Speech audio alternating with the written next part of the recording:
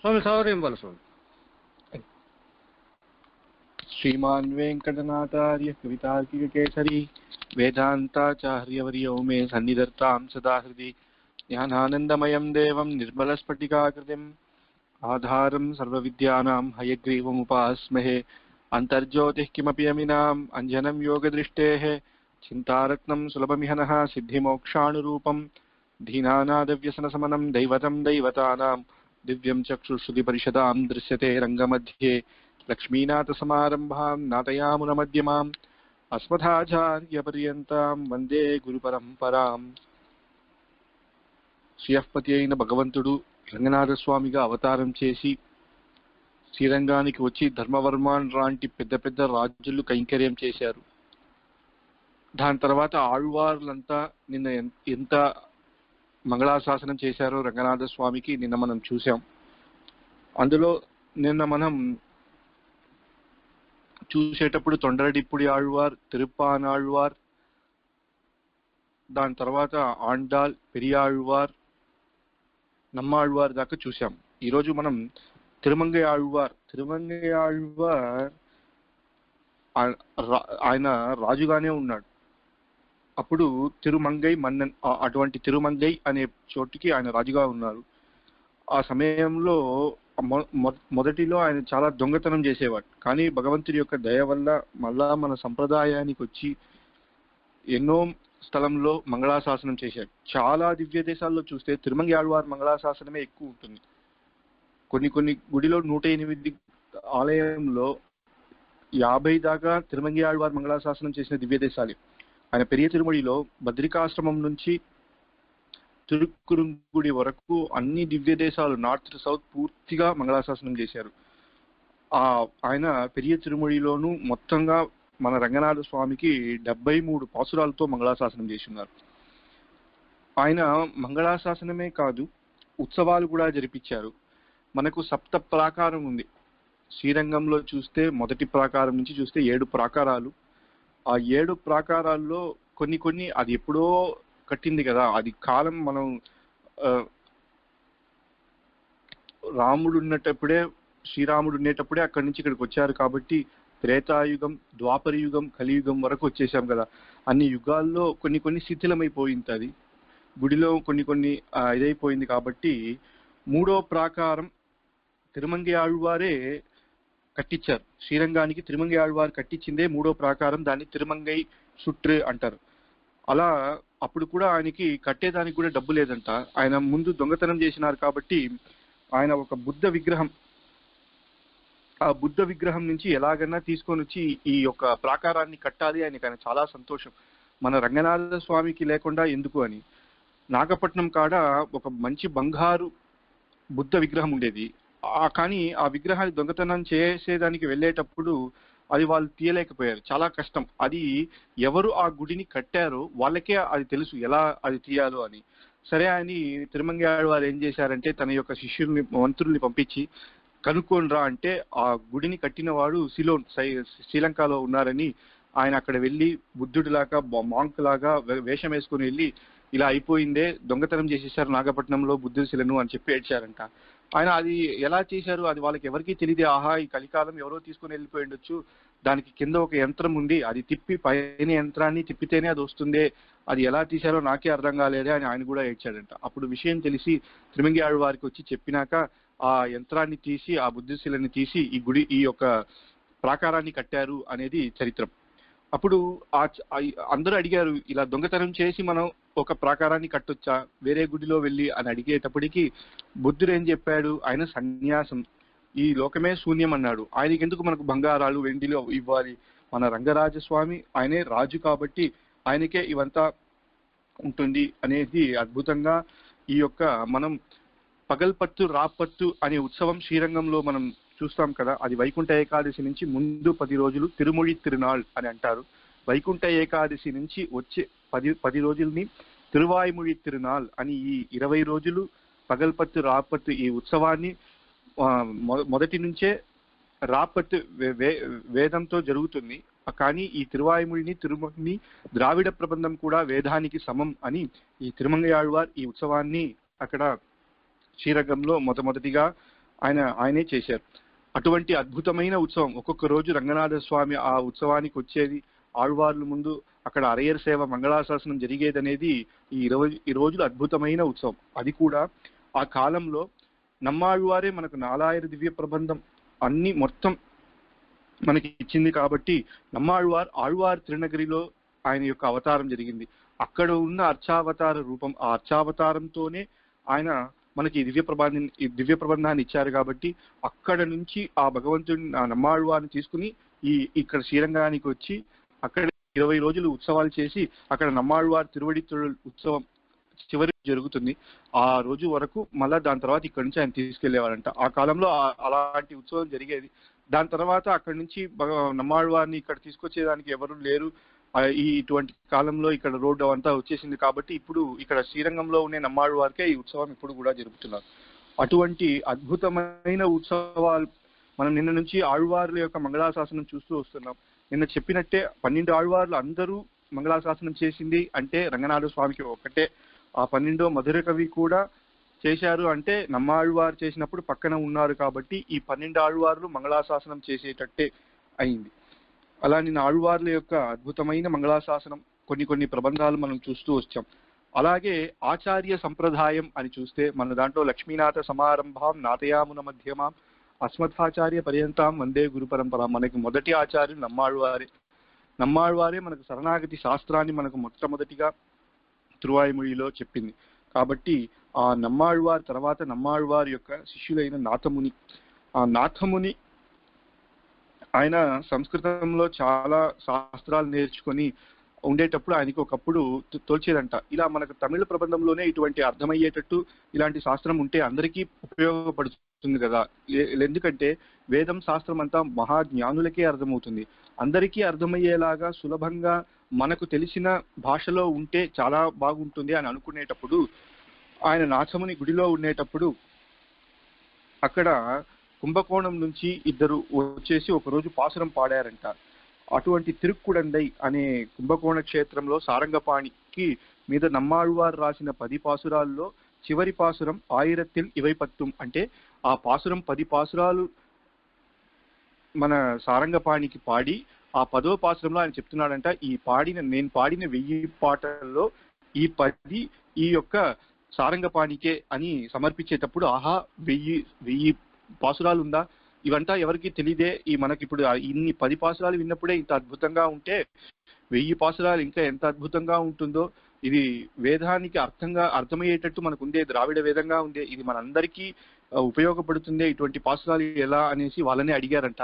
వాళ్ళు మాకు ఈ 10 పాసురాలే తెలుసండి, మాకు మిగతా ఏమీ తెలీదు, కానీ ఇక్కడ చెప్పేది చూస్తే కురుహూర్ అనే ప్రదేశం నుంచి కురుహూర్ నంబి అని అన్నారు కాబట్టి సడగోపన్ అక్కడ ఆయన నమ్మాళ్వారు అక్కడ ఆ ప్రదేశానికి వెళ్తే అక్కడ దొరుకుతుందేమో అని అడిగారంటే ఆళ్వార్ తిరునగరి అనేది ఈరోజు మనం చూస్తాం. ఆళ్వార్ తిరునగరిలో నవ తిరుపతి అనే ఒక అద్భుతమైన మనకు దివ్య దేశాలు ఉన్నాయి. ఆ ఆళ్వార్ తిరునగరిలోనే మన నమ్మాళ్వార్ అవతారం చేసిన దివ్య దేశం. అక్కడికి వెళ్ళి ఎవరినన్నా అడుగుతామా అని వెళ్ళి అడిగినప్పుడు మాకు ఈ 10 తెలీదు, మాకు కన్నినుం సిరుతాంబు అనేది నమ్మాళ్వార్ మీద మన మధుర కవి పాడిన ఈ ప్రబంధం, ఇవే మాకు తెలుసు. ఆ ప్రబంధం ఏమంటే వేరొండ్రుమ్నానరి ఏన్ వేదం తమిళ్ శైద మారన్ సరగోపరన్ అరులే. మధుర కవి ఆ యొక్క తిరువాయిమొழிని విని మాకు వేరే ఏం వద్దు, మాకు దేవుడు కూడా ఇంకా మా యొక్క గురువు అయిన నమ్మాళ్వారే నాకు ఎక్కువ అని నమ్మాళ్వారి మీదే 10 పాసురాలు పాడారు. అది అద్భుతమైన పాసురాలు.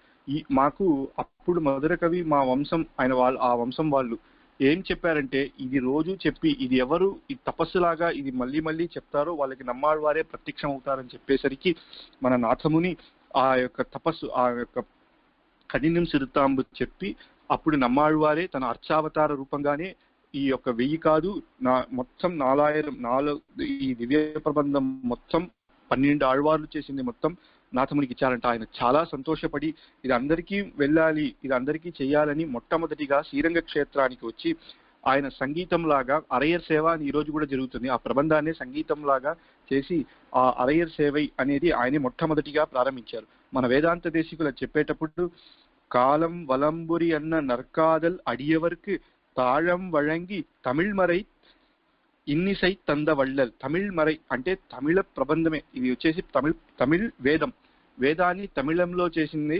ఇటువంటి అద్భుతంగా అందరికీ అర్థమయ్యేటట్టు వేదంలో కూడా మనం చూస్తే వైకుంఠంలో ఉండే భగవంతుడు అంతర్యామి అయిన భగవంతుడి గురించే ఉంటుంది.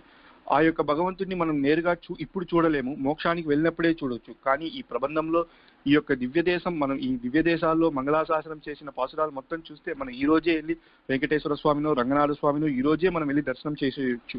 అటువంటి ఈ ప్రబంధాన్ని మనకి ఇచ్చారు. ఆయన మొట్టమొదటిగా తాళం వழங்கி, ఈ ఒక తాళం వేసి పాట పాడేటట్టు అందరికీ ఇది ఉపయోగపడాలని చేసి ఈ ఉత్సవాన్ని ప్రారంభించారు. ఆ యొక్క నమ్మాళ్ళవారి తర్వాత ఉయ్యకొండార్ మనక్కాల్ నంబి ఆయన యొక్క శిష్యులు. దాని తర్వాత నాథముని అని చెప్పాము కదా, నాథముని శిష్యులు ఉయ్యకొండార్ మనక్కాల్ నంబి. నాథమునికి దాని తర్వాత ఆళవందార్ వచ్చి చిన్నప్పుడే మంచి జ్ఞానం, ఆయన వచ్చి ఒక రాజు ఉన్నప్పుడు ఆకియాళ్వాన్ అనే ఆ సభలో వెళ్ళి ఆయన వాదం చేసి గెలిచేశాడంట చిన్నప్పుడు గెలిచేసరికి వాళ్ళు ఏం చేశారంటే సగం రాజ్యం ఇచ్చేశారు.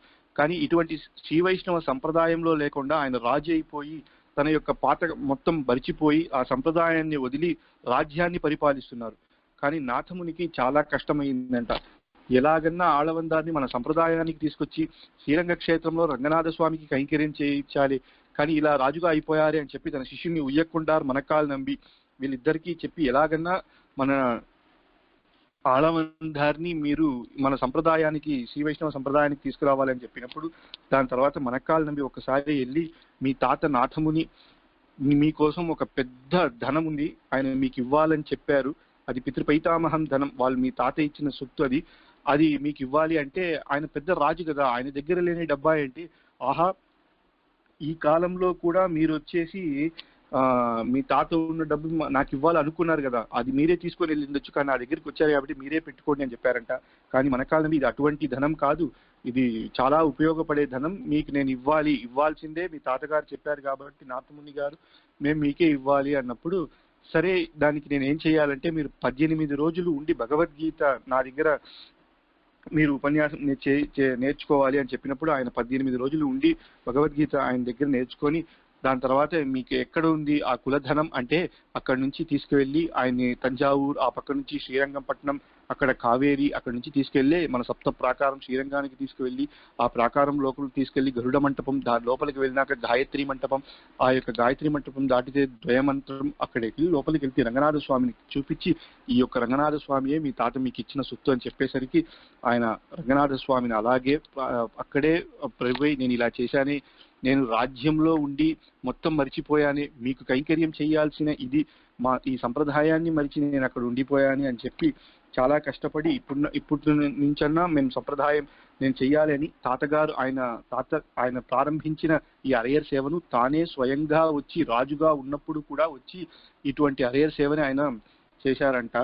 అది కాకుండా దాని తర్వాత కూడా రాజ్యభారంలో ఉండి ఈ కైంకర్యం చేయలేకపోతున్నానని సన్యాసాశ్రమాన్ని తీసుకున్నారంట. దాని తర్వాత ఆయన మన సంప్రదాయానికి ఎన్నో చతుశ్లోకి, స్తోత్రరత్నం, సిద్ధిత్రయం, ఆగమ ప్రమాణం అన్ని చాలా ఇచ్చి దాని తర్వాత చాలా శిష్యుల్ని ఆయన ఏర్పరిచారంట. ఆయనకి ఒకే చాలా ఇదేంటంటే ఈ యొక్క శ్రీ వైష్ణవ సంప్రదాయానికి మన రామానుజాచార్యులు వారినే మన యతిరాజులుగా చెయ్యాలనేది.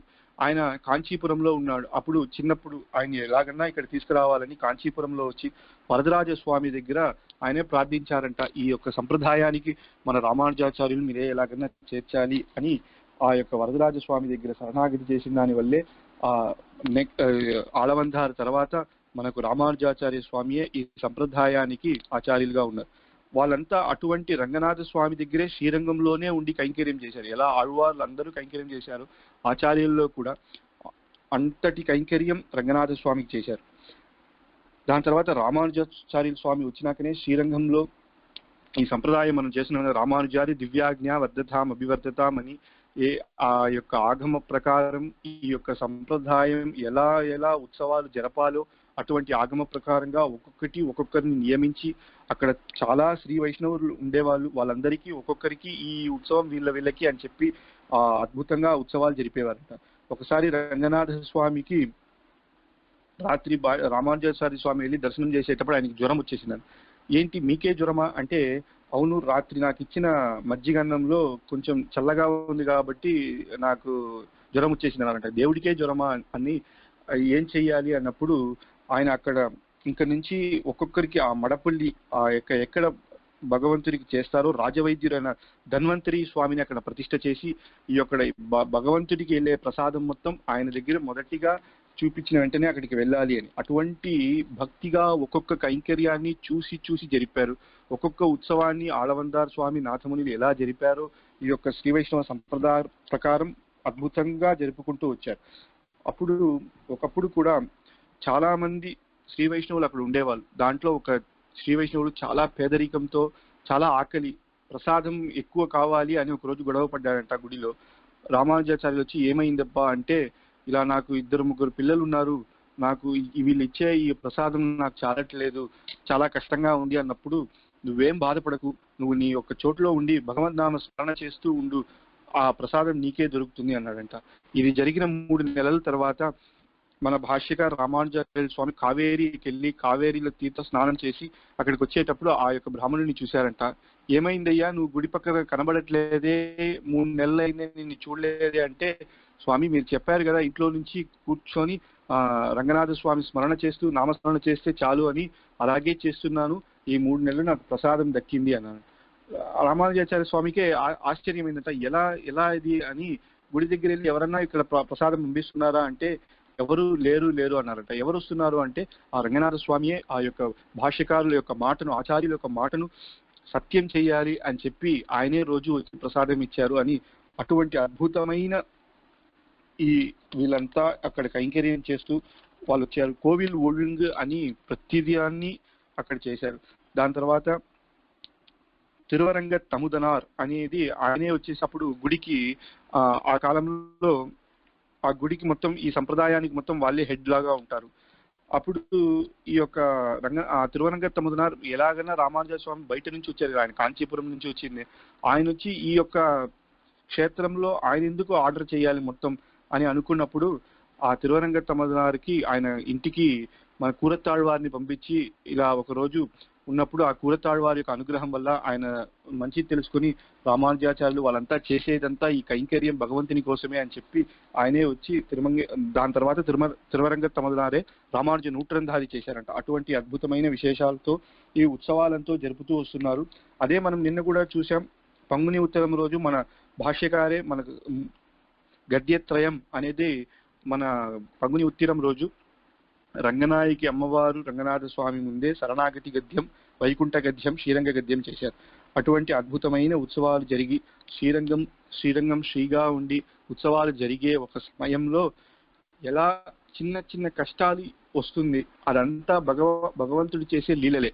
ఇప్పుడు రామాయణంలో చూసినా కూడా అంతా అద్భుతంగా వెళ్ళేటప్పుడు రేపు రాముడికి పట్టాభిషేకం అన్నప్పుడు ఏదో ఒక చిన్న ప్రభావం వల్ల 14 సంవత్సరాలు రాముడు వనవాసానికి వెళ్ళాలి అని ఎట్లా అయ్యిందో అటువంటి కష్టాలు ఇన్ని ఆచార్యులు ఆళ్వార్లు అందరూ మంగళాశాసనం చేసిన భగవంతుడికి కూడా కొంచెం కష్టం. కులోత్తుంగ చోళుడు అనే ఒక రాజు, చోళరాజు, ఆ సమయంలో శ్రీరంగం చోళరాజులకి ఉన్న క్షేత్రం. చోళరాజులు వచ్చేసి అప్పుడు శైవం ఎక్కువ అయ్యే ఒక ఇది, శివభక్తులు ఎక్కువ అయిపోయారు. ఆ సమయంలో కొంచెం ఇక్కడ శైవానికి వైష్ణవానికి కొంచెం గొడవలు జరిగేది. ఆ రాజు శివుడి మీద అంత భక్తి ఉండేటప్పుడు ఎలాగన్నా ఈ క్షేత్రంలో వైష్ణవ క్షేత్రంలో శ్రీరంగం మొట్టమొదటి క్షేత్రం, ఇక్కడే ఆచార్యులు రామానుజ స్వామి ఉన్నారు, వీళ్ళని కానీ తీసేస్తే మన వైష్ణవం మొత్తం పోతుంది అని చెప్పి ఈ యొక్క గుడిని మూసేశారంట. చాలా కష్టమైపోయింది. రామానుజాచార్యుని ఎక్కడన్నా వెతికి కనిపెట్టాలి అన్నప్పుడు అందరూ రామానుజాచార్య స్వామి ఇప్పుడు మీరు ఇక్కడ ఉండడం మంచిది కాదు, మీరు ఎలాగన్నా మీరు కర్ణాటక దేశం పక్కన వెళ్ళిపోవాలి అని చెప్పేటప్పుడు ఆయన మేల్కోటకి ఆయన తెలియకుండా ఎవరికి తెలియకుండా అక్కడ వెళ్ళిపోయారంట. కూరత్తాళ్వార్ రామానుజాచార్యుల యొక్క శిష్యులు, ఆయన వచ్చి రామానుజాచార్యుల లాగా వేషం వేసుకొని దాని తర్వాత రామానుజాచార్య యొక్క గురువు అయిన పెరియనంబి వీళ్ళిద్దరూ కలిసి ఆ కులోత్తుంగ చోళుడి యొక్క సభకి వెళ్ళినప్పుడు కులోత్తుంగ చోళుడు అన్నాడంట, ఇటు మీరు నాకు ఇలా రాసివ్వాలి, ఏంటంటే శివాత్ పరతరం నాస్తి, శివునికి పైన ఏ దేవుడు లేదు అని చెప్పి మీరు రాసి మీరు రామానుజాచార్య సంతకం, అదే అంటే ఆయన కూరతాళ్వానే రామానుజాచార్యులు అనుకున్నారు కాబట్టి ఆ సంతకం మీరు చెయ్యాలి అని అన్నప్పుడు ఆయన అలా రాయలేరు కదా, శివ పరతరం నాస్తి అని ఏమీ చెప్పకుండా ద్రోణమస్తి తథాపరం అని రాశారంట. ద్రోణం అంటే ఏంటంటే శివలింగం పైన ఉండే ఒక పుష్పం, ఆ పుష్పాన్ని ద్రోణం అంటారు. ద్రోణమస్తి తథాపరహ అని రాశారంట. మీరేమంటున్నారు, శివుని పైన ఏమీ లేదు అన్నారు కదా, కానీ ఆ ద్రోణం ఉందే అన్నట్టు రాసినప్పుడు నువ్వేంది ఇలా మా ఇది చేస్తున్నావా అని చెప్పి ఆయన యొక్క కళ్ళుని తీసేశారంట, కూరతాడు అని కళ్ళుని. దాని తర్వాత పెరియనంబి కళ్ళుని ఇద్దరిని తీసేశారంట. వాళ్ళిద్దరు ఆ కళ్ళు లేకుండా ఆ శ్రీరంగ దివ్య దేశానికి తిరిగి వచ్చేటప్పుడు పెరియనంబికి వయసు ఎక్కువై ఆ రంగనాథ స్వామిని అక్కడే చెప్పి మీకు ప్రాణం పోయేలా ఉంది అని చెప్పేటప్పుడు అప్పుడు కూరతాడువా చెప్పారంట, ఈ ప్రాణం కొంచెం కష్టపడి రండి, ఆ శ్రీరంగ క్షేత్రం వచ్చిన వెంటనే ప్రాణం పోతే మోక్షానికి వెళ్ళిపోదు, ఎందుకంటే దివ్యదేశంలో ప్రాణం పోతే అది అంత మోక్షానికి వెళ్తారు అన్నప్పుడు ఆయన చెప్పారంట, అలా కాదు, ఎక్కడన్నా భగవంతుని యొక్క శరణాగతి అయితే ఏ ప్రదేశంలో ఎక్కడ పోయినా కూడా మోక్షమే. అలాగా ఇప్పుడు ఇలాగే పెరియనంబి కూడా శ్రీరంగానికి వెళ్ళారు అని చెప్పి అందరూ అక్కడ ఆ సమయంలో శ్రీరంగానికి వెళ్ళాలనుకుంటారు. అలా కాదు, ఏ దివ్య దేశం అన్నా ఎక్కడన్నా భగవంతుడు సర్వాంతర్యామి ఎక్కడన్నా ఉంటాడు అని అక్కడే శరణాగతి చేసిన వాళ్ళకి ఈ ధర్మం లేదు అని చెప్పి అక్కడే ఆయన మరణించారంట. చాలా కష్టపడి కూరతాళ్వాన్ మొత్తం అంతా చేసి దాని తర్వాత గుడికెళ్ళి రంగనాథ స్వామిని దర్శనం చేసుకుంటామని వెళ్ళేటప్పుడు ఈ కులోత్తుంగ రాజులు వాళ్ళంతా అక్కడ అడ్డ నిలబడి మిమ్మల్ని ఫస్ట్ పంపినన్నారంట. దాని తర్వాత కొంచెంసేపు తర్వాత ఈయన మంచి అయిన ఆ పాపం ఆ రామానుజాచార్యులే ఇలా చేస్తున్నారు, ఆయన్నే మన రాజు పట్టుకోమన్నాడు, కానీ ఈయన పాపం ఈయన కళ్ళు పోయింది అని, పర్వాలేదు మీరు వెళ్ళండి అన్నాడంట. పర్లేదు మీరు వెళ్ళండి, మా రామానుజాచార్య స్వామి లోపలికి వెళ్ళకుండా నేనెందుకు లోపలికి వెళ్తాను, వద్దు అని చెప్పేసి ఆయన ఈ శ్రీరంగ క్షేత్రమే నాకు వద్దు, ఎప్పుడు తిరిగి ఈ శ్రీరంగం పూర్వ వైభవంగా ఉండి ఈ ఉత్సవాలు ఎప్పుడు జరుగుతుందో, ఎప్పుడు మా రామానుజాచార్య స్వామి ఇక్కడ వచ్చి మళ్ళా ఈ ఉత్సవాన్ని జరిపిస్తారో ఆ సమయమే నేను వచ్చి నేను దర్శనం చేసుకుంటాను రంగనాథ, లేకుంటే నీ దర్శనమే నాకు వద్దు అని చెప్పేసి ఆయన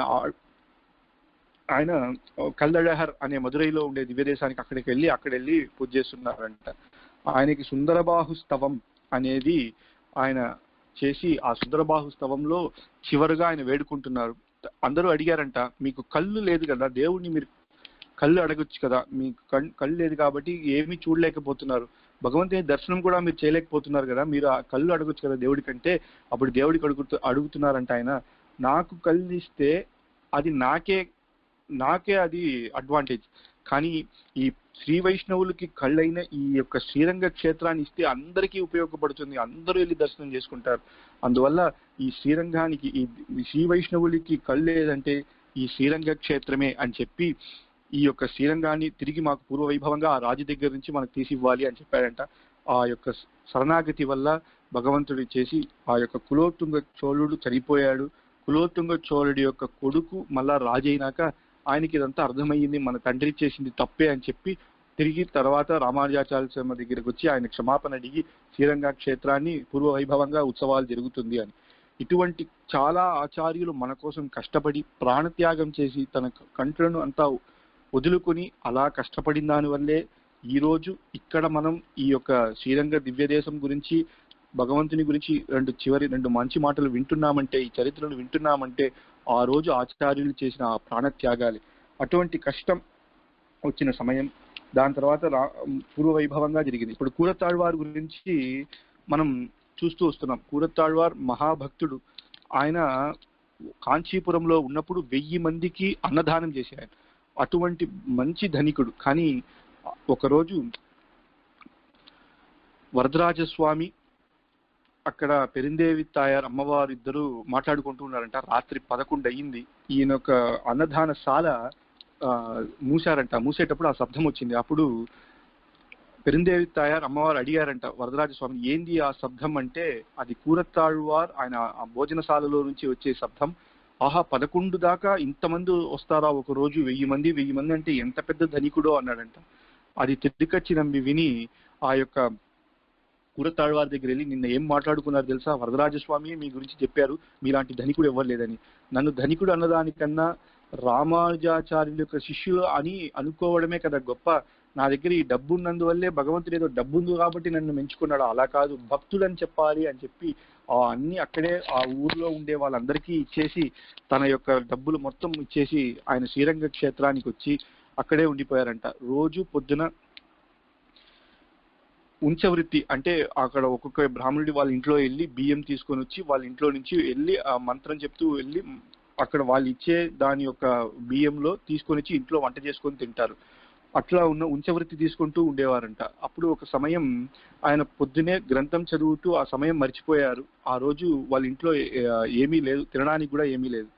అప్పుడు కూరత్తాళ్వారి యొక్క భార్య ఆండాలమ్మ అని ఆమె అనుకునిందంట, ఏంది ఈరోజు తినడానికి కూడా ఏం లేదే ఇంట్లో, ఈయన ఇలాగే మన శాస్త్రం చదువుతూ అలాగే ఉండిపోయారే, పాపం నాకు లేకపోయినా లేదు, ఆయన కడుపులో ఏమీ లేకుండా ఉండే అని చెప్పి అనుకునేటప్పుడు రంగనాథ స్వామికి లోపల ఆయనకి నైవేద్యం జరుగుతూ గంట కొట్టారంట. అప్పుడు ఆమె అమ్మ అనుకునిందంట, తల్లిదండ్రులు ఎవరన్నా తన పుత్రులకి భోజనం పెట్టకుండా వాళ్ళు ఎవరన్నా తింటారా అని అనుకునిందంట. అప్పుడు రంగనాథ స్వామి ఈ యొక్క ప్రసాదాన్ని తీసుకుని కూరత్తాళ్వారి ఇంట్లో గృహంలో మీరు ఇచ్చేవాళ్ళని చెప్పినప్పుడు ఆ యొక్క మర్యాదతో ఆ ప్రసాదం తీసుకొచ్చి ఇచ్చారంట. కూరత్తాళ్వారు సంతోషంగా తీసుకుని ప్రసాదం తీసుకుని మనం అడగలేదే కానీ భగవంతుడు ఎందుకు ఈ ప్రసాదాన్ని పంపించారు అని ఆండాలమ్మని అడిగినప్పుడు ఆమె చెప్పిందట, ఎలా ఎప్పుడన్నా తల్లిదండ్రులు తన పిల్లలను వదిలి తింటారా అని నేను అనుకున్నానంటే, అలా ఎందుకు అనుకున్నావు, మనం కడుపులో గర్భవాసంలో ఉండేటప్పుడు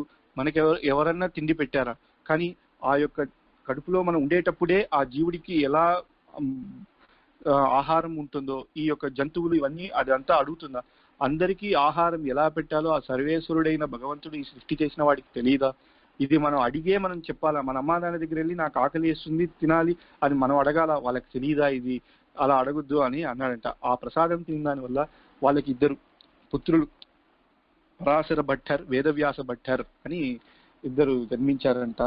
ఆ పరాశర భట్టర్ యొక్క వైభవం కూడా నిన్న చూశాం. చిన్నప్పటి నుంచే రంగనాయకి అమ్మవారంటే అంత ఇష్టం అనేది, ఆయన అంత అద్భుతంగా రంగనాథ స్వామి గురించో అమ్మవారి గురించో చాలా స్తోత్రాలు రచించారు. ఆయన కూడా పెద్ద ఆచార్యులు. ఒకరోజు శ్రీరంగ క్షేత్రంలో ఒక కుక్క లోపలికి వెళ్ళిపోయిందంట. అప్పుడు వాళ్ళు సంప్రోక్షణ చేశారు. అలా కుక్క లోపలికి వెళ్ళిపోతే సంప్రోక్షణ చేస్తుండేటప్పుడు భట్టర్ వెళ్ళి అడిగారంట, ఏమైంది, ఎందుకు మీరు సంప్రోక్షణ చేస్తున్నారంటే, కుక్క లోపలికి వచ్చేసింది అన్నారంట. ఆహా, కుక్క లోపలికి వస్తే సంప్రోక్షణ చేస్తారా అంటే, నేను కూడా కుక్క లాంటి వాడినే, రోజు గుడికి వస్తున్నానే, నేను లోపలికి వచ్చేదాని వల్ల మీరు రోజు సంప్రోక్షణ చెయ్యాలి అని అన్నాడంట. అటువంటి భక్తి భగవంతుడి మీద ఆయన్ని ఎవరన్నా అడిగితే అనంతాళ్వార్ ఆయన దగ్గర అడిగారంట, ఈ వైకుంఠంలో ఉండే భగవంతుడు పరమపదనాథుడు ఎటువంటి వాడు అంటే ఈయన అన్నాడంట, ఒకవేళ ఆయనకి 2 చెయ్యి ఉంటే ఆయన మన మూలవర రంగనాథ స్వామి పెరియ పెరుమాళ్ లాగా, ఆయనకి చతుర్భుజం శంఖచక్రంతో అక్కడ ఉంటే ఆయన మన నంబెరుమాళ్ అని. వీళ్ళంతా ఎలా అంటే వైకుంఠం నుంచి భగవంతుడు రంగనాథ స్వామిగా అవతారం చేశారు అని అంటే ఒప్పుకోరు. ఈ యొక్క రంగనాథ స్వామియే వైకుంఠంలో ఉన్నారు అంటేనే వాళ్ళు ఒప్పుకుంటారు. అంత వైకుంఠం కూడా దాని తర్వాతే, మనకు అర్చావతారం ఈ యొక్క రంగనాథ స్వామియే ముఖ్యం అని. ఒక రాజు తన యొక్క సభకి పిలిచాడంట ఆయన్ని, మీరు ఇక్కడికి రావాలి, అక్కడ కష్టపడుతున్నారే అంటే, మా యొక్క రంగనాథ స్వామి యొక్క అభయహస్తం తిరిగిపోయినా కూడా పర్లేదు, నేను రాను, ఈ యొక్క రంగనాథ స్వామిని వదిలి రాను అని అన్నాడు. అటువంటి అమ్మవారంటే చాలా ఇష్టం. రంగనాథ స్వామి కన్నా కూడా రంగనాయకి అమ్మవారంటే ఆయనకి చాలా ఇష్టం.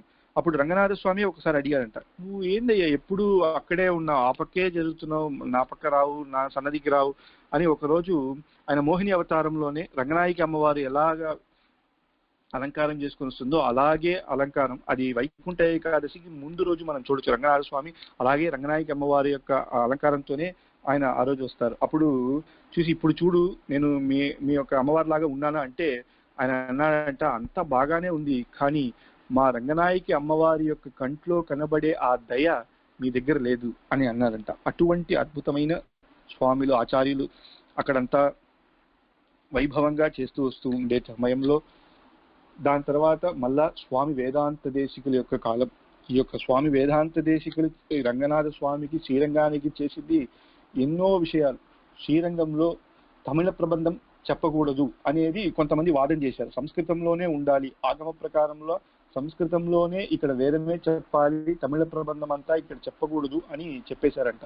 అప్పుడు రంగనాథ స్వామి ఏం చేయాలి? ఇప్పుడు వాళ్ళకు వెళ్ళి వాదంతో గెలవాలి. ఎందుకంటే తమిళ ప్రబంధం కూడా వేదానికి సమం అని చెప్పాలంటే దానికి వేదం తెలిసి ఉండాలి, ప్రబంధం తెలిసి ఉండాలి. ఇది రెండు సమం అని చెప్పే అంత జ్ఞానంతో వాళ్ళ దగ్గర సదస్సులో కూర్చొని 2-3 రోజులు వాదం చేసి వాళ్ళని అందరినీ ఒప్పించాలంటే ఒక మహాజ్ఞాని ఒకరిని తీసుకురావాలి అని చెప్పినప్పుడు రంగనాథ స్వామి కాంచీపురంలో మన స్వామి వేదాంత దేశికులు ఉన్నారు, ఆయన్ని పిలుచుకురండి అని చెప్పేటప్పుడు స్వామి వేదాంత దేశికులు అక్కడి నుంచి ఇక్కడికి వచ్చి రంగనాథ స్వామి నమస్కరించి ఆ వాదం చేసి వాళ్ళందరికీ ఈ యొక్క ద్రావిడ ప్రబంధం ఇది కూడా వేదానికి సమం అని నిరూపించి పూర్వ వైభవంగా శ్రీరంగంలో తమిళ ప్రబంధం కూడా మళ్ళా చెప్పాలి అనే దాన్ని ఆ వాదం చేసి గెలిచి ఆయన చేశారంట.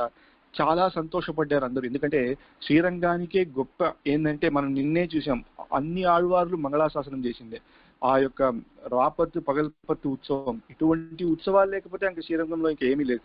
అట్లాంటి ఈ ఉత్సవాల్ని జరపకూడదు అని చెప్పేటప్పుడు ఈయన వాదం చేసి గెలిచిన దాని వల్ల శ్రీరంగానికే మళ్ళీ ఆ అటువంటి శ్రీరంగ శ్రీ ఏంటంటే మన సంప్రదాయమే. అటువంటి సంప్రదాయాన్ని తిరిగి వాదంలో గెలిచి తీసుకున్న వల్ల అందరూ చాలా సంతోషపడ్డారంట.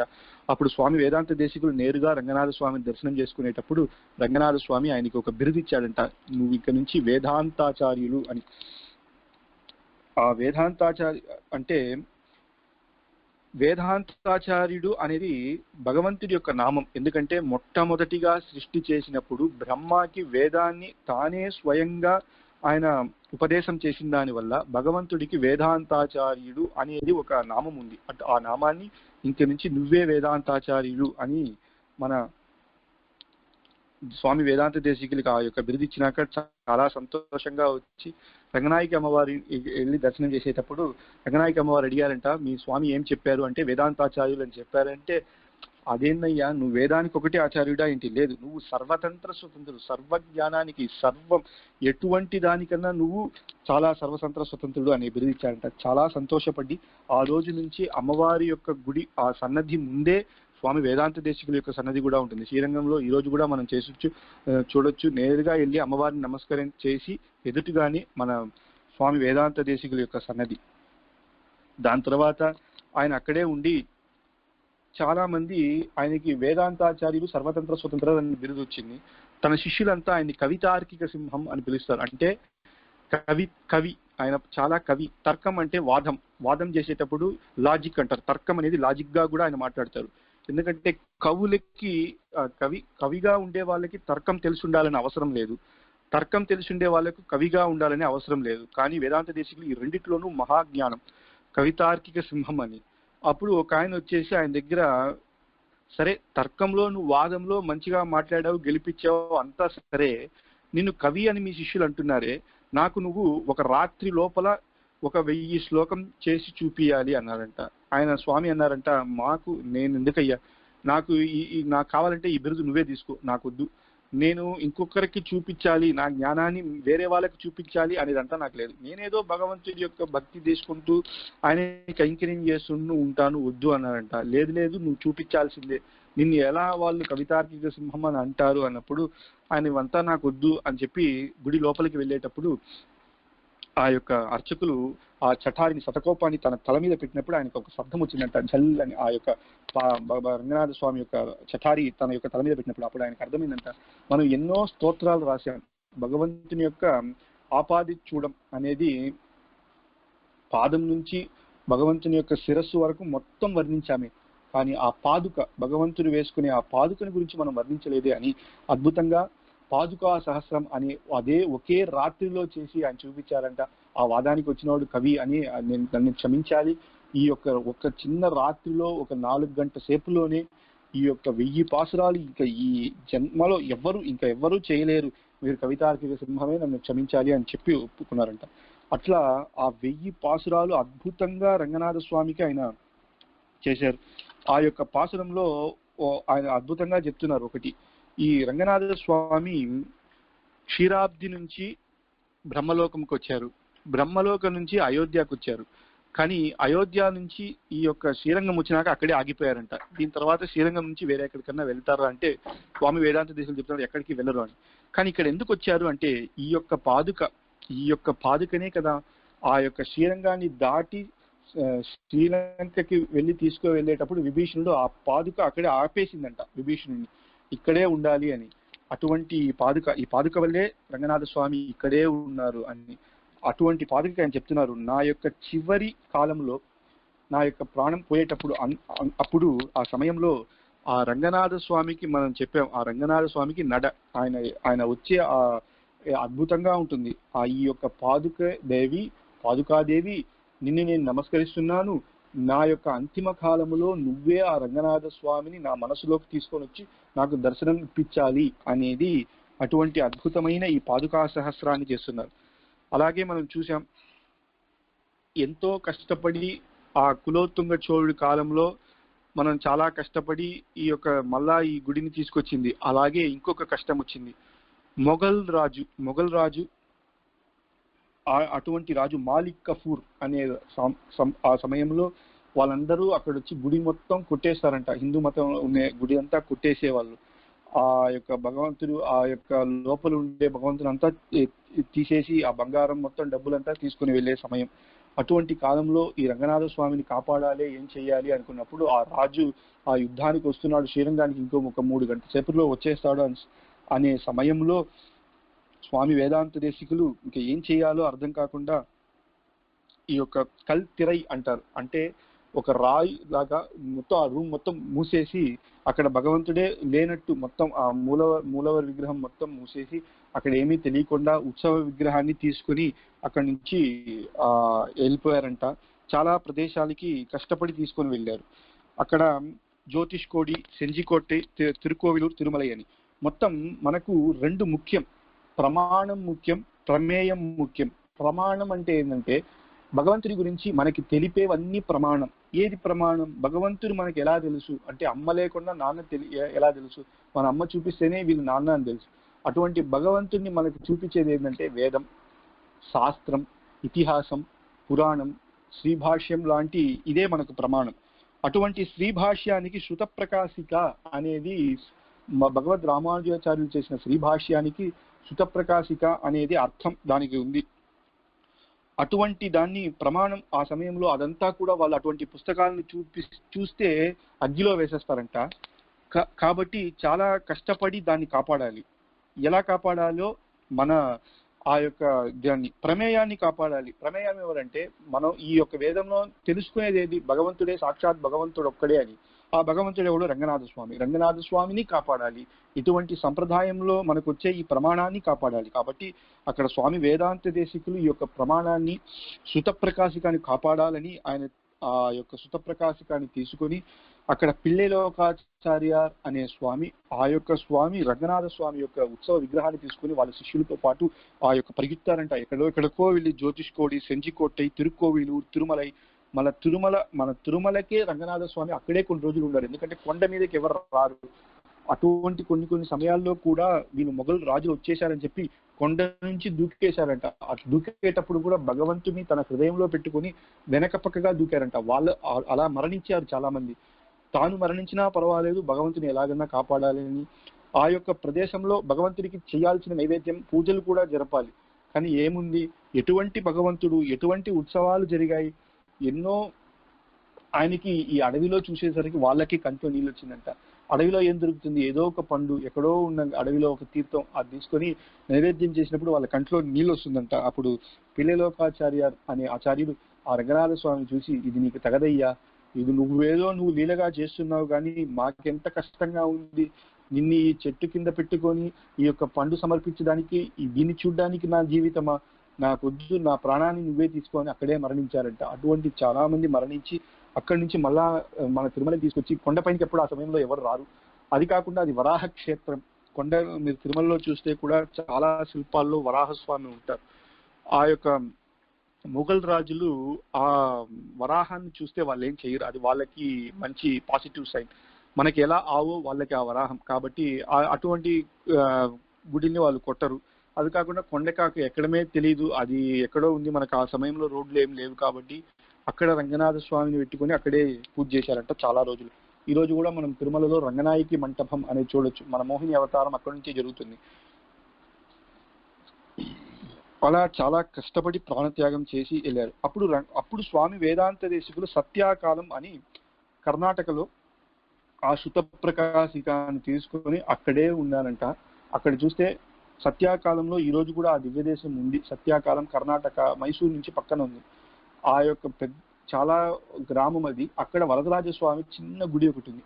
ఆ గుడిలోనే ఉండి అక్కడ శిష్యులకి ఆయన సంప్రదాయ విషయాలను నేర్పిస్తూ అక్కడ నుంచి రోజు చూస్తారంట. రంగనాథ స్వామి వచ్చారా, తిరిగి వచ్చారా, ఏంటి, ఎప్పుడు వస్తారు అని రోజు ఆయన శ్రమ పడతారంట. ఎలా ఉందంటే ఆళ్వార్ పొయ్యి ఆళ్వారు చెప్తున్నారు, ఒండ్రుం మరందేరియேன் ஓதரை நீ வண்ணனை நான் இன்று மறைப்பனோ ஏழைஹால் கருவரங்கத்துள் கிடந்து கைதொழுதேன் కండేన్ తిరువరంగమేయాన్ దిశై. ఆ యొక్క ఒండ్రుం మరందరియேன் ఓదరై నీ వన్ననైనార్ కరువరంగత్తుల్ కిడంది కైతొழுదేన్ కండేన్. పొయ్యి ఆళ్వార్ ఆయన ఆవిర్భవించింది, అవతారం చేసింది ఎక్కడంటే తన పుష్పంలో నుంచే, ఆ యొక్క తామరై పుష్పంలో పుష్కరిణిలోనే ఆయన అవతారం చేశారు.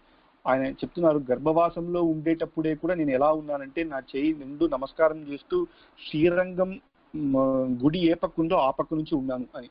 అప్పుడు ఆ గర్భవాసంలో ఉన్నప్పుడే నేను శ్రీరంగాన్ని చూస్తూ నమస్కరించానంటే ఇప్పుడు నేను ఎలాగైనా రంగనాథ స్వామిని మర్చిపోతానా అన్నట్టుగా ఆ యొక్క సత్యాకాలం నుంచి శ్రీరంగ దిశై అంటే శ్రీరంగం ఒక వైపుగా తిరుగుని ఆ నమస్కారం చేస్తూ, రంగనాథ నువ్వు ఎప్పుడు వస్తావు, తిరిగి నువ్వు శ్రీరంగానికి ఎప్పుడు వస్తావు, పూర్వ వైభవంగా ఉత్సవాలు నీకు ఎలా జరగాలి, నీ అయోధ్య రఘువంశ రాజులు నీకు ఎలా పూజ చేశారు, ఆళ్వార్లు ఆచార్యులు ఎలా పూజ చేశారు, ఇప్పుడు నువ్వు ఇట్లా కష్టపడి ఒక్కొక్క చోట వెళ్ళడం ఏంటి అని రోజు బాధపడుతూ భగవంతుడిని చేశారంట.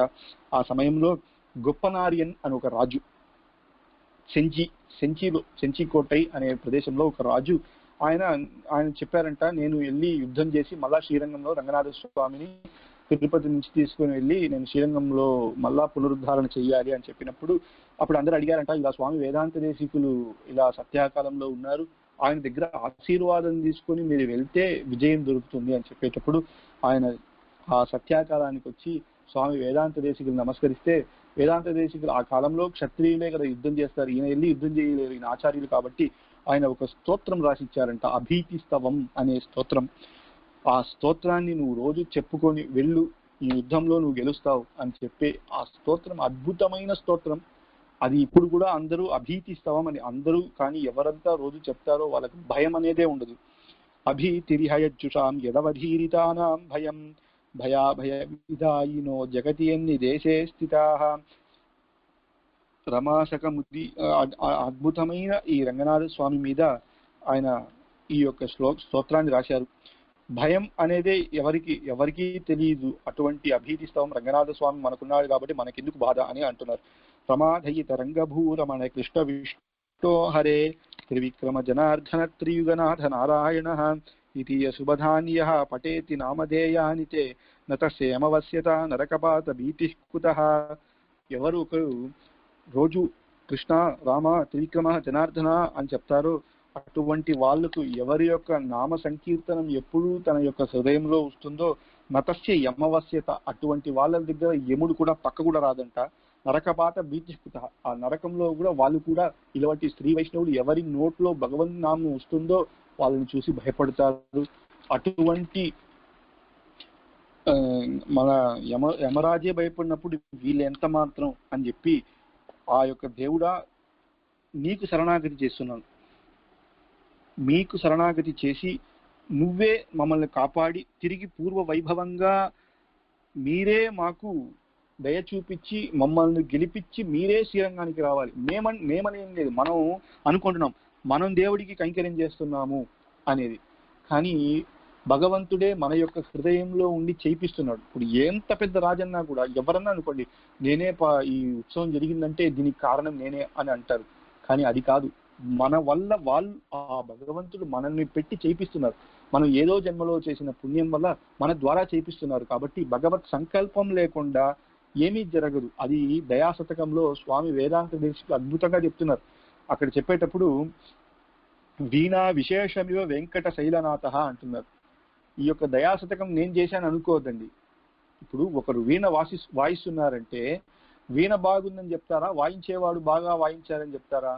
వాయించే వాళ్ళే కదా. నేను ఒక వీణ, కానీ నా హృదయంలో వచ్చి వాయించింది వెంకటేశ్వర స్వామియే అని. అట్లాగా ఈ నేను యుద్ధం చేసి నేను గెలిచి నేను శ్రీరంగంలో తీసుకొని వస్తానని నేను అని అనుకుంటే గెలవలేను. కాబట్టి నీకు శరణాగతి చేస్తున్నాను అయ్యా, శరణాగతి, నీ కాళ్ళ మీద పడుతున్నాను. నువ్వు నన్ను గెలిపించు, నా కోసం కాదు, నువ్వు తిరిగి రావాలి, ఈ పూర్వ వైభవంలో మిగతా వాళ్ళందరూ నీ దర్శనానికి రావాలి అని చెప్పి ఈ స్తోత్రాన్ని ఆ రాజు దగ్గర ఇచ్చిన వెంటనే ఆ రాజు వెళ్ళి ఆ స్తోత్రం చెప్తూ యుద్ధం చేసి గెలిచి మళ్ళా శ్రీరంగ క్షేత్రానికి మన రంగనాథ స్వామిని పూర్వ వైభవంగా తీసుకొని వచ్చి అక్కడ ఇచ్చారంట. ఆ సమయంలో ఈ కాలం అది జరిగి 100 సంవత్సరాలు అయిపోయింది. ఈ రంగనాథ స్వామి ఉత్సవమూర్తి ఇక్కడి నుంచి అక్కడికి తిరుపతికి వెళ్ళే మొత్తం వెళ్ళి తిరిగి వచ్చేటప్పుడు 100 సంవత్సరాలు అయిపోయింది. అప్పుడు శ్రీరంగంలో ఏం చేశారంటే వాళ్ళకు లోపల చూశారు, కొన్ని 50 సంవత్సరాలు ఈ మాలిక్ కఫూర్ వీళ్ళంతా పోయిన తర్వాత ఆహా దేవుడు లేదే ఏం చేయాలి అని ఆ గోడనంతా కొట్టి చూస్తే లోపల మూలవర్ భగవంతుడు ఉన్నారు. సరే ఉత్సవర్ లేదు ఏం చేయాలని కొత్త ఉత్సవర్ పెట్టి వాళ్ళు పూజ చేయడానికి ప్రారంభించారంట. 100 సంవత్సరాలు అయిపోయింది. ఇక్కడ నుంచి వెళ్ళిన వాళ్ళు కూడా మరణించి ఉంటారు. వాళ్ళ కొడుకు అలా ఎవరో పూజ చేస్తూ ఉంటారు. కాబట్టి ఇక్కడ ఎవరికీ తెలియలేదు. ఆయన వచ్చినాక వీళ్ళలో సందేహం, నిజంగా ఈయనే రంగనాథ స్వామియా, ఇప్పుడున్న రంగనాథ స్వామియా మనకు అర్థం కావట్లేదే అని ఎవరిని అడిగితే తెలుస్తుంది అంటే ఆ యొక్క శ్రీరంగంలో దోబి అంటే రంగనాథ స్వామి యొక్క వస్త్రాన్ని రోజు ఉతికి ఆయన ఇస్తాడంట దోబి. ఆయనకి అప్పుడు 100 సంవత్సరాలు. ఈయన ఒక్కడికే తెలిసి ఉంటుంది. ఇప్పుడు ఈ ప్రదేశంలో ఈ వయస్సులో ఉన్న ఈయనకే తెలుస్తుంది అని చెప్పి ఆయనకి 2 కళ్ళు కూడా లేదంట. ఆయన దగ్గరికి వెళ్ళి ఈ 2 రంగనాథ స్వామిలో ఎవరు మనకు నిజమైన రంగనాథ స్వామిని మీరే చెప్పాలి అంటే వీళ్ళ యొక్క ఇద్దరి యొక్క వస్త్రం నాకు ఇవ్వండి అని చెప్పారంట. ఆ 2 వస్త్రాన్ని ఇచ్చినప్పుడు ఆయన కనుక్కున్నాడంట, ఇక్కడి నుంచి తిరుపతి నుంచి సెంజిరాజు తీసుకొచ్చిన భగవంతుడే ఈయనే నంబెరుమాళ్, అంటే నంబెరుమాళ్ మన దేవుడు ఈయనే అని. ఆ వస్త్రం ఆయన తెలుసంట, ఆ భగవంతుడి మీద పెట్టి ఇచ్చేటప్పుడు ఆ యొక్క ఇది ఎలా అనేది ఈయనే అని చెప్పి కనుక్కున్నాడంట. ఆ రంగనాథ స్వామిని ఈ రోజు మనం ఉత్సవంగా పూర్వ వైభవంగా శ్రీరంగానికి వచ్చి ఈ రోజు కూడా ఎన్ని ఉత్సవాలు జరుగుతుందంటే చిత్రోత్సవం, తర్వాత రాముని చేసే ఉత్సవం, పంగుని ఉత్తర ఉత్సవం, 3 బ్రహ్మోత్సవాలు ఏ దివ్య దేశంలో లేదు ఒక సంవత్సరానికి. దాని తర్వాత 20 రోజులు అధ్యయనోత్సవం, ఆళ్వార్ల ఉత్సవం, ఆచార్యుల ఉత్సవం, పవిత్రోత్సవం, ఇలాంటి ఉత్సవాలు చూస్తే 365 రోజుల్లో 360 రోజులు ఎప్పుడూ భగవంతుడు ఉత్సవం చేసుకుంటూ పూర్వ వైభవంగా ఇటువంటి ఆశ్చర్యమైన ఉత్సవాలు చేసుకుంటూ భగవంతుడు మనకు ఈ రోజు కూడా అద్భుతంగా మనకు దర్శనమిస్తున్నారు. అటువంటి గొప్ప ఈ శ్రీరంగ క్షేత్రం ఇది. మనం అడగొచ్చు, రంగనాథ స్వామి తిరిగి వచ్చాడంటే అది స్వామి వేదాంత దేశికులు ఆ రోజు చేసిన శరణాగతి. అటువంటి శరణాగతి ఆయన చేశారు. నువ్వే మాకు దిక్కు, నువ్వే మమ్మల్ని గెలిపించాలి అని చేసిన ఈ శరణాగతి వల్లేనా అని మనం అడుగుతాం. అది నిజమేనా అని అంటే అది నిజమే. ఆ రోజు జరిగింది, మనమంతా అక్కడ పక్క నుండి చూసామా అని మనకు తెలియదు. అది 700 సంవత్సరాల ముందు జరిగిన ఉత్సవం. కానీ ఇప్పుడు చెప్తున్నాను, ఈ రోజు జరిగినది అయోధ్యలో మనకు రాముని యొక్క గుడి లేదు. అంటే అయోధ్యలో రామ జన్మభూమికి మనకు గుడి లేదు. అది బాబ్రీ మసీద్ అప్పుడు కట్టారు. అది ఏదో చాలా సంవత్సరాలుగా 100 సంవత్సరాలుగా ఆ గొడవ జరుగుతూనే ఉంది. కోర్టు కేసు ఏమేమో జరుగుతూనే ఉంది. అప్పుడు మన వాళ్ళు ఏం చేశారంటే ఈ యొక్క స్వామి వేదాంత దేశికుని యొక్క విగ్రహాన్ని అక్కడ అయోధ్యలో పక్కనే మన జన్మభూమి పక్కన ఉన్న ఒక సుగ్రీవ కిలా అనే ఒక మందిరంలో ప్రతిష్ఠ చేశారు. సుగ్రీవ కిలా ప్రతిష్ఠ చేసి అక్కడ ఈ అభీతిస్తవం, ఎందుకంటే రంగనాథ స్వామి ఎవరు, మన రాముడు పూజ చేసిన దేవుడే కదా. ఎప్పుడు రంగనాథ స్వామినే ఈ అభీతిస్తవం వల్లే తీసుకొచ్చారో అదే అభీతిస్తవ పారాయణాన్ని అక్కడ అయోధ్యలో ఉండి చాలా సార్లు పెద్ద వాళ్ళంతా వచ్చి అభీతిస్తవ పారాయణం చేసి ఆ 1 నెలలోనే మన కేసు వచ్చి ఇక్కడ గుడి కట్టొచ్చు అనేది వచ్చింది. అందువల్ల భగవంతుడు అనేవాడు విభవావతారంలోనే ఉండాలని కాదు, అర్చావతారంలో ఉన్నా కూడా ప్రతిష్ఠ చేసి భక్తితో మనం భగవంతుడా నువ్వే దిక్కు మాకు అని ఎవరొకరు శరణాగతి చేస్తారో ఆయన సంతోషంగా తృప్తిగా ఇస్తున్నారని పూర్వ వైభవంగా ఇప్పుడు మన రామ జన్మభూమిలో కూడా మనం గుడి కట్టబోతున్నారు. అటువంటి ఉత్సవం కూడా ఈ స్వామి వేదాంత దేశికుల అభివృద్ధిస్తవం అక్కడ ప్రతిష్ఠ సుగ్రీవ కిలాలో ఇప్పుడు ఈ రోజు కూడా మీరు వెళ్ళి చూడొచ్చు. అయోధ్యలో పక్కనే సుగ్రీవ కిలా అనే దాంట్లో భగవద్ రామానుజాచార్యుల స్వామి స్వామి వేదాంత దేశికుల స్వామి యొక్క ప్రతిష్ఠ చేశారు. అలాగే ఎన్నో ఆచార్యులు అక్కడ ఉండి చాలా రంగనాథ స్వామికి పూజ చేయని, అక్కడ ఉండి మంగళాశాసనం చేయని ఆచార్యులు అనేవాళ్ళే ఎవరు లేరు. మనవాళవాముని స్వామి అందరూ అక్కడే ఉండి చాలా భక్తితో ఉన్నారు. అటువంటి క్షేత్రం మనం దాని తర్వాత మనం ఇప్పుడు ఈరోజు చూస్తున్నాం కదా, శ్రీరంగ క్షేత్రంలో మన గుడి పెద్ద గుడి, అది మొదటి ఈ సప్త ప్రాకారంలో మొదటి ప్రాకారంలో ఉండే గుడి, అది ఏషియాలోనే వన్ ఆఫ్ ద పెద్ద బిగ్గెస్ట్ గుడి అనేది. అది ఎవరు కట్టారంటే మన ముక్కూర్ ఐషింగర్ స్వామి. ముక్కూర్ ఐషింగర్ నాపతి నాలాంపట్టు ముక్కూర్ ఐషింగర్ స్వామి ఆయనే దీన్ని కట్టారు. ఆయన యొక్క కళలో రంగనాథ స్వామి వచ్చి చెప్పారంట. అప్పుడే ఆయనకి చాలా వయసు అయిపోయింది, 70 సంవత్సరాలు అయిపోయింది.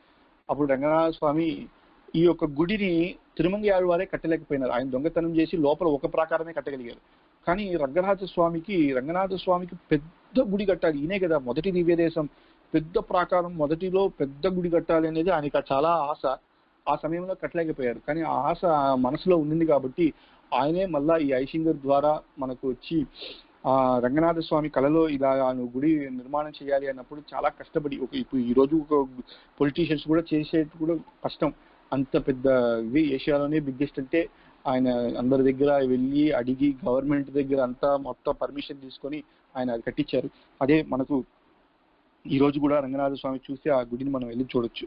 అట్లాగా అందరూ ఉండి ఆశ్చర్యంగా అద్భుతంగా కైంకర్యం చేసిన భగవంతుడు అంటే మన రంగనాథ స్వామి. మనం ఇది చాలా ఏడు పార్ట్గా మొదటి నుంచే మనం ఈ యొక్క రంగనాథ స్వామి గురించి మనం చూస్తూ వస్తున్నాం. మొదటిది రంగనాథ అవతారం చూసాం. ఎందుకు రంగనాథ స్వామి ఎందుకు అవతారం చేయాలి, అర్చావతారం అనే దాన్ని మొదటి భాగంలో చూసాం. దాని తర్వాత ఎన్ని దివ్య దేశాల్లో ఇలా రంగనాథ స్వామియే కాకుండా పలు దివ్య దేశాల్లో ఆయన అవతారం చేస్తారు అని బ్రహ్మదేవునికి ఆయన చెప్పిన యొక్క ఉపదేశాన్ని మనం రెండో రోజు చూసాం. అలాగే రఘువంశంలో ఇక్ష్వాకు నుంచి దశరథ మహారాజు శ్రీరామ చక్రవర్తి వరకు ఎలా పూజ చేశారు, వాళ్ళు ఆ పూజ చేసి ఎంతెంత గొప్ప రాజులయ్యారో అవన్నీ మనం చూసాం. అది మూడో భాగంలో. నాలుగో భాగంలో అయోధ్య నుంచి శ్రీరంగానికి రంగనాథ స్వామి ఎలా వచ్చారు అనేది, విభీషణుని ద్వారా వచ్చి ధర్మవర్మాని యొక్క తపస్సు ద్వారా అక్కడికి ఉన్నారు అని. ఐదో భాగంలో రంగనాయకి అమ్మవారు ఎప్పుడు అవతారం చేశారు, ఎలా అవతారం చేశారు అని, అమ్మవారి యొక్క గొప్పతనాన్ని, అమ్మవారు ఇద్దరు లేకుండా మనం దర్శనం చేయకూడదు అనే భాగాన్ని కూడా మనం ఐదో భాగంలో చూసాం. దాని తర్వాత శ్రీరంగంలో జరిగే ఉత్సవాలన్నీ బ్రహ్మోత్సవాలు చూసి, దాని తర్వాత పంగుని ఉత్తర ఉత్సవం, ఉరియూర్ సేర్తి, ఇవన్నీ మనం ఈ యొక్క ఉపన్యాసంలో చూసాం. ఏడో భాగంలో ఆళ్వార్లు ఆచార్యులు, అంటే నిన్న ఏడో భాగం ఆళ్వార్లు, ఈరోజు ఆచార్యుల యొక్క అద్భుతమైన ఈ భాగం మొత్తం చూసుకుంటూ వస్తున్నాం. అలాగే ఎందుకంటే 7 భాగంగా దీన్ని నేను విభజించాలని కారణం కూడా భగవంతుని యొక్క సంకల్పమే. ఎందుకంటే ఈ యొక్క మన 3 గుడి, ముఖ్యమైన గుడి ఏదంటే శ్రీరంగం, దాని తర్వాత తిరుమల, దాని తర్వాత కాంచీపురం వరదరాజస్వామి. ఇక్కడ ఈ మూడిట్లో కూడా 7 అనే నంబరు చాలా ఇంపార్టెంట్. ఎందుకంటే సప్త ప్రాకారం అంటే 7 ప్రాకారాలు దాటితే మన రంగనాథ స్వామిని దర్శనం చేయొచ్చు. అలాగే 7 కొండలు, సప్తగిరి, 7 కొండలు పైకి ఎక్కితే మన వెంకటేశ్వర స్వామిని దర్శనం చేయొచ్చు. అలాగే సప్తపురిలో 7 ప్రదేశాల్లో వాళ్ళకు మోక్షం కలుగుతుంది. ఆ సప్తపురిలో ముఖ్యమైన ఒక దివ్యదేశం కాంచీపురం. అది స్వామి వేదాంత దేశికులు కూడా చెప్తున్నారు తమిళ ప్రబంధంలో, ముక్తిదరు నగరేజిల్ ముఖ్యమాం ఖచ్చితంగా 7 నగరాలు మోక్షం ఇచ్చే నగరం కాశీ, అయోధ్య, మాయా అని 7 నగరాలు ఉంది. అందులో ముఖ్యమైనది ఏంటంటే కాంచీపురం. అటువంటి ఈ 3 దివ్యదేశంలో ఈ 7 భాగాలుగా రంగనాథ స్వామి గురించి మనం చూసాం. అలాగే మనం మధ్యలో వదిలేది ఏంటంటే ఎలా రఘువంశ రాజులు పూజ చేశారో, చంద్రవంశంలో సంతను అనే మహారాజు. సంతను మహారాజు ఎవరంటే మన యొక్క భీష్మ పితామహుని యొక్క తండ్రి. ఆయనకి చాలా రోజులు పుత్రభాగ్యమే లేదంట. అప్పుడు ఏం చేశారంటే అక్కడ మన కౌరవ దేశం నుంచి అక్కడి నుంచి ఇక్కడికి వచ్చి శ్రీరంగంలో ఉండి, ఎందుకంటే రామాయణం పూర్తి అయ్యే సమయం, రామ పట్టాభిషేకం అప్పుడే రంగనాథ స్వామి శ్రీరంగానికి వచ్చారు కదా. ఆయన శ్రీరంగానికి వచ్చి అక్కడ కొన్ని రోజులు, 1 నెల ఉండి రోజు భగవంతుని కైంకర్యం చేసి, ఆ కాలంలో రాజులు ఏం చేస్తారంటే మంటపాలు కడతారు. అలా సంతను మంటపం అనేది ఈ రోజు కూడా గుడి ముందరే చూడొచ్చు మనం. సంతను మంటపం కట్టించి అక్కడ భగవంతుని కైంకర్యం చేశారంట. ఆయన మీకు మంచి పుత్రుడు లభిస్తాడు అని వరం ఇచ్చేటప్పుడు ఎటువంటి పుత్రుడు అంటే సామాన్యుడైన పుత్రుడు కాదు, గంగాపుత్రుడైన భీష్ముడు ఎటువంటి ఆయన సత్యసంధుడు, తన తండ్రి కోసం తానే పెళ్లి చేసుకొని బ్రహ్మచారిగానే ఉన్నాడు. తన చివరి వరకు ఉన్న అటువంటి భీష్ముడు, మనకు సహస్రనామానిచ్చి ధర్మాన్ని చెప్పిన అటువంటి భీష్మ పితామహుని ఇచ్చింది రంగనాథ స్వామి. దాని తర్వాత అర్జునుడు తీర్థయాత్రగా చాలా దేశాలు వచ్చినప్పుడు శ్రీరంగానికి వచ్చి తులాస్నానం, కావేరీలో 30 రోజులు తులాస్నానం చాలా మంచిది. అక్కడ 30 రోజులు ఉండి స్నానం చేసి అక్కడ రోజు రంగనాథ స్వామికి కైంకర్యం చేసి అర్జున మంటపం అని కట్టారు. అర్జున మంటపం అని ఈ రోజు కూడా శ్రీరంగంలో ఉంది. అక్కడ కూడా భగవంతుడు ఒక రోజు అక్కడ ఉత్సవం జరుగుతుంది. ఆ అర్జున మంటపం కట్టి అప్పుడు రంగనాథ స్వామి నీకేం వరం కావాలి అని అడిగేటప్పుడు, నువ్వే కదా కృష్ణుడిగా ఉన్నావు, నీ చెల్లి సుభద్రను నాకు ఇచ్చి పెళ్లి చేయాలి అనేటప్పుడు సంతోషంగా అలాగే అవుతుంది అని చెప్పి ఆయన్ని అక్కడికి వెళ్ళమన్నాడంట. అక్కడికి వెళ్ళి ద్వారకాలో వెళ్ళి సుభద్రాని బలరాముడు ఏమంటే దుర్యోధనుడికే ఇచ్చి పెళ్లి చేస్తానన్నట. కృష్ణుడు ఆ సుభద్రాని ఎవరికీ తెలియకుండా అర్జునుడికే ఇచ్చి పెళ్లి చేశాడు అనేది. ఆ సుభద్రకి అర్జునుడికి పుట్టిన పుత్రుడే అభిమన్యు యొక్క కథ అందరికీ తెలుసు. మహాభారతంలో ఒక రోజు ఎలా యుద్ధం చేశాడు, ఒకే రోజులో చిన్నప్పుడే ఎంత పెద్ద మహానుభావుడు అయ్యాడు. అటువంటి ఆ యొక్క అభిమన్యు ఒకే రోజులో మరణించాడు. అభిమన్యుకు పుట్టిన పుత్రుడే పరీక్షిత్. ఆ పరీక్షిత్ వల్లే మనకు భాగవతం లభించింది. అటువంటి మహానులంతా ఈ రంగనాథ స్వామి యొక్క దయ వల్లే పుట్టారు. అటువంటి క్షేత్రం శ్రీరంగ క్షేత్రం. ఇంకా చెప్పలేము, రాజులు, ఆచార్యులు, ఆళ్వార్లు అందరికీ పిచ్చి. ఆది శంకరాచార్య స్వామి అయినా, భాష్యకారు రామానుజాచార్య స్వామి అయినా అందరూ ఏకమూర్తిని ఎవరిని పూజ చేశారంటే ఈ యొక్క రంగనాథ స్వామిని అని. న ద్రావిడ సమో దేశ న కావేరీ సమో నది న శ్రీరంగం సమం క్షేత్రం సత్యం సత్యం వదామ్యహం రంగనాథో సమో దేవ నభూతో నభవిష్యతి. న ద్రావిడ సమో దేశ, ద్రావిడ దేశానికన్నా సమమైన ప్రదేశం ఎక్కడా లేదు. ఇక్కడ ద్రావిడ దేశం అంటే ఆంధ్ర, తమిళనాడు, కర్ణాటక, కేరళ ఇవన్నీ కలుపుకొని ఇక్కడ ఉండే దివ్య దేశాల్లాగా ఎక్కడా లేదంట. న ద్రావిడ సమో దేశ న కావేరీ సమో నది, కావేరీ లాంటి పుణ్య నది ఏదీ లేదు. గంగకైనా కూడా పుణ్యమైనది కావేరీయే అని ఆళ్వార్లు చెప్పారు. కావేరీ మహాత్మ్యం కూడా మనం చూసాం. నా శ్రీరంగ క్షమం క్షేత్రం, శ్రీరంగానికన్నా సమమైన క్షేత్రం ఏదీ లేదు.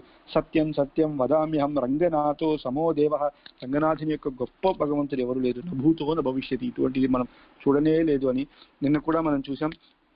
కావేరీ విరజాసేయం వైకుంఠం రంగమందిరం సవాసుదేవో రంగే సహ ప్రత్యక్షం పరమం పదం. కావేరీ ఆ వైకుంఠంలో ఉండే విరజానది వెవ్వేరు కాదు. కావేరీ విరజాసేయం వైకుంఠం రంగమందిరం, ఆ రంగమందిరం వైకుంఠం వెవ్వేరు కాదు. ఆ యొక్క వాసుదేవుడే ఈ యొక్క రంగనాథ స్వామి. ప్రత్యక్షం పరమం పదం, లైవ్ టెలికాస్ట్ ఆఫ్ వైకుంఠం ఏది అంటే మన రంగనాథ స్వామి యొక్క గుడియే అని స్వామి వేదాంత దేశికులు మంగళాశాసనం చేసేటప్పుడు విధి విహిత సపర్యాం వీతదోషానుసంగాం ఉపచిత జనధాన్యాముత్సవైస్త్యానహర్షాం స్వయం ఉపచిత నిత్యం రంగధాంన స్వరక్షాం సమిత విమత పక్షాం శాశ్వతీం రంగలక్ష్మీం. ఈ యొక్క మందిరం ఎలా ఉండాలంటే ఆగమ శాస్త్రం, పాంచరాత్రాగమ శాస్త్రం ప్రకారం ఎప్పుడు ఈ కలియుగంలో కూడా ఏ ఒక్క ఉత్సవం అన్ని శ్రద్ధగా జరగాలి. ఏ దోషం లేకుండా, మా వల్ల ఏదైనా తప్పులైనా కూడా అది మీరు క్షమించాలి. ఈ అన్ని ఉత్సవాలు జరగాలి, జరిపించాలి. మీరే మా మనసులో ఉండి మాకు ఆ మంచి శక్తినిచ్చి, మాకు ఆ జ్ఞానాన్ని ఇచ్చి మీరే జరిపించుకోవాలి అని శాశ్వతి రంగలక్ష్మి సమిత విమత పక్షాం స్వరక్షాం, మీరే మాకు ఆ యొక్క దాన్ని ఇవ్వాలి అనేది భగవంతునికే శరణాగతి చేయడం అనేది ఇటువంటి దివ్యదేశం. శ్రీరంగ శ్రీమనభద్రమ అనుదినం సంప్రదాయాన్ని ఏ గుడిలో అన్న రామానుజాచార్య సంప్రదాయంలో ఏ గుడిలో ఉన్నా ఇదే చెప్తారు. శ్రీరంగంలో అనుదినం జరిగే ఉత్సవం ప్రకృతంగా జరిగితే మిగతా అన్ని దివ్యదేశంగాను సంతోషంగా జరుగుతుంది అని. శ్రీ రామానుజారి దివ్యాజ్ఞ వర్ధతాం అభివర్ధతాం, ఇటువంటి రామానుజాచార్యుల యొక్క సంప్రదాయం ఎప్పుడు వర్ధతాం వివర్ధతాం ఎప్పుడు ఉండాలి అని. ఇటువంటి శ్రీరంగ మహాత్మ్యం, అద్భుతమైన మహాత్మ్యం, నాకు ఇటువంటి మంచి ఆపర్చునిటీ ఇచ్చినందుకు ప్రణామం. ఈ యొక్క గ్లోబల్ స్తోత్ర పారాయణంలో ఈ భక్తులంతా మీరందరూ వచ్చి మాకు చాలా తృప్తి, అందరూ చాలా సంతోషంగా ఇక్కడ ఉన్నదాని వల్ల మీ వల్లే ఈ యొక్క ఉత్సవం బాగా జరిగింది. ఎందుకంటే చెప్పే వాళ్ళకన్నా వినేవాళ్ళు, శ్రవణం కీర్తనం విష్ణోహో అనేదే మన ప్రహ్లాద్ చెప్పాడు. మొదటిగా శ్రవణం, వినేవాళ్ళు వినడానికన్నా పెద్ద కైంకర్యం ఏదీ లేదంట. భగవంతుని యొక్క విషయం వినడానికన్నా పెద్ద కైంకర్యం ఏదీ లేదు. అందుకే రాముడే కూడా రామాయణం మొత్తం పూర్తి అయినాక లవకుశలు చెప్పేటప్పుడు విన్నారు. ఈ లవకుశలు ఏంటంటే ఆ చిన్న వాళ్ళే కదా, వాళ్ళు చెప్పేది వీళ్ళు వినాలా అంటే భగవంతుడే కూడా ఆ యొక్క భగవంతుని యొక్క విషయం వినదాంట్లో ఎంత గొప్ప అని చూపిస్తున్నారు. అలాగే కృష్ణుడు కూడా గన్నం పెట్టుకుంటూ భీష్ముని చెప్పిన ధర్మాన్ని వింటున్నారు. భీష్ముడి కన్నా భగవంతుడే కదా, భీష్ముని సృష్టించేదే భగవంతుడు అని అనుకోలేదు ఈ ధర్మాన్ని ఇచ్చిన దానివల్ల. అటువంటిది శ్రవణం కీర్తనం ఈ యొక్క గొప్ప కైంకర్యాన్ని మనకు ఈ గ్లోబల్ స్తోత్ర పారాయణం ద్వారా ఆన్లైన్ ద్వారా ఈ శ్రీరంగ క్షేత్రంలో మనమంతా అనుభవించాం. ఈ యొక్క మనకంతా తల్లిదండ్రులు ఎవరు అంటే ఈ దివ్యదేశ భగవంతులే. అటువంటి భగవంతుడే మొత్తం మాతాపిత గురువు దైవం అంతా ఈ యొక్క దివ్యదేశ మంగళాశాసనమే. మనం వైకుంఠం గురించి కూడా మనం ఆలోచించనక్కర్లేదు, అది దాని తర్వాత జరుగుతుంది. ఇక్కడున్న భగవంతుడికి మనం రోజు కైంకర్యం చేసి మన వల్ల అయింది ఏదో ఒక కైంకర్యం అంటే ఏంటంటే భగవంతుని తాకి పూజ చేసి అభిషేకం చేయడమే కైంకర్యం అని ఎవరు అనుకోవద్దండి. గుడిని తుడిచేది, బయట చాలా గుడి కోసం ఏదైనా బియ్యం ఇచ్చి ప్రసాదానికి డబ్బు ఇచ్చేది, అవన్నీ కైంకర్యమే. పక్కనే ఉండి బ్రహ్మోత్సవాలు జరిపించేది, భగవంతుడి వాహనం మోసేది, రథం తీసుకురావడం, రథం చెయ్యడం, ఉత్సవం, ఇవన్నీ కైంకర్యమే. దాంట్లో మనకి ఏదో ఒక కైంకర్యం ఏమీ మన వల్ల కాకపోయినా ఇంట్లో ఉండే భగవంతుడికి నైవేద్యం చేయడము, ఇటువంటి మంచి భాగవతం సప్తాహాలు, ఇటువంటి సంప్రదాయ విషయాలు మనం వినడం, అవన్నీ కైంకర్యమే. ఇటువంటి కైంకర్యం చేస్తూ ఉండాలి. అటువంటి కైంకర్యానికి స్వామి దేశికులు చెప్పేటందుకు అది మన దగ్గర లేదు, ఆ భగవంతుడే మనకి ఇటువంటి కైంకర్యాన్ని మనకి ఇవ్వాలి అని మనం ప్రార్థన చేసుకొని ఈ రోజుతో మనం ఈ శ్రీరంగ మహాత్మ్యాన్ని ముగిస్తున్నాను. కవితార్కిక సింహాయ కళ్యాణ గుణశాలినే శ్రీమతే వెంకటేశాయ వేదాంత గురవే నమః. అడిగే ధన్యవాదాలు స్వామి. అది